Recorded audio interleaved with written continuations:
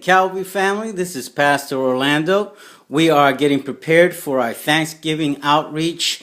We're going to our Adopt a Block families this Saturday, and we're handing out turkeys, pumpkin pie, stuffing mix, potatoes, mashed potatoes, canned sweet potatoes, canned corn, canned string beans, can of gravy. We are blessing our community, our friends and family here at Calvary Assembly of God. They have donated. Thank you from the bottom of my heart for being faithful. I am looking forward to tomorrow. Hope to see you all there tomorrow. It is awesome. Praise the Lord. Hallelujah. We're also giving out tracts in our bags because it's all about the kingdom of God. It's not just about feeding them.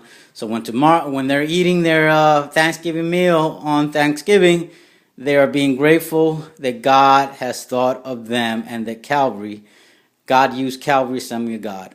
Amen. Praise God. So thank you. And I look forward to seeing you. God bless.